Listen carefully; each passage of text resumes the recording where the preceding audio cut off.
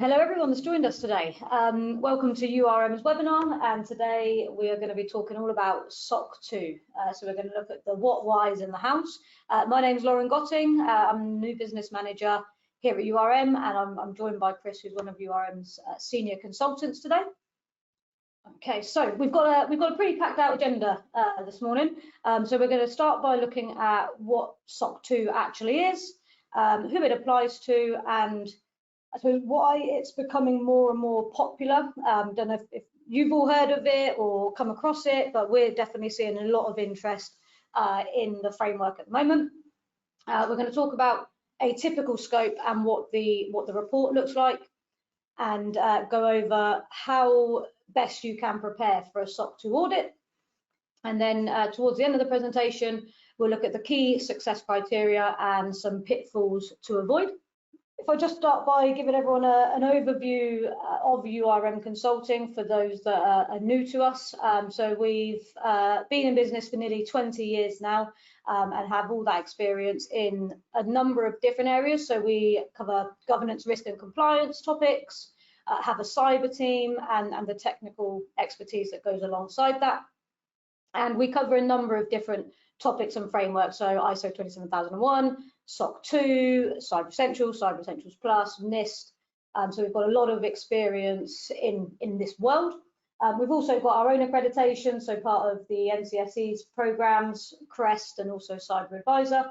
And we've got a very passionate team of people that have worked in roles in security and then consultancy as well. So seeing both sides of the fence. So that's a bit about URM. So if I hand over to Chris, who can tell you a little bit more about himself.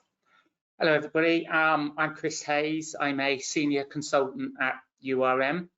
I've been in the IT space for just over 30 years now, of which the last 15 have been involved in information security, and specifically around about the last 8.5 with URM.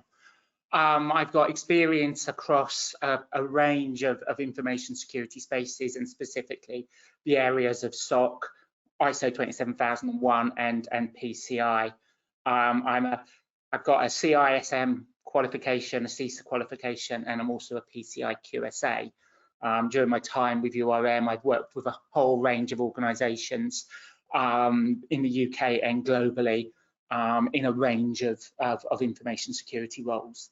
Excellent, thanks Chris. So you sound like you're the right man for today's presentation.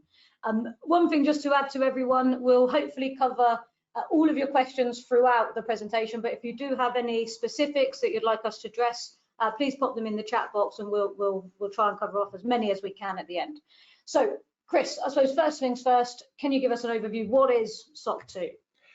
Yeah, I mean, obviously, as you're all aware, it's hugely common for organisations to outsource either particular functions or particular services or the management of particular systems to third parties.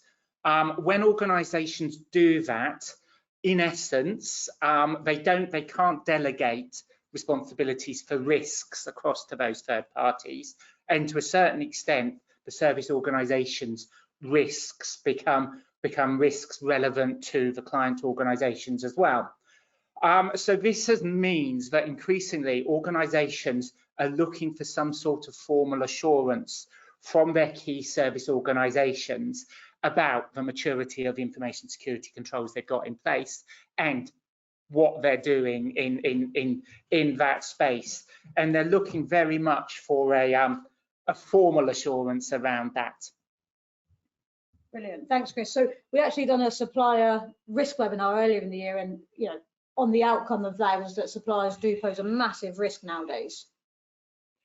Yeah, and essentially to this gap has been recognised, particularly in the States, that there wasn't this formal assurance.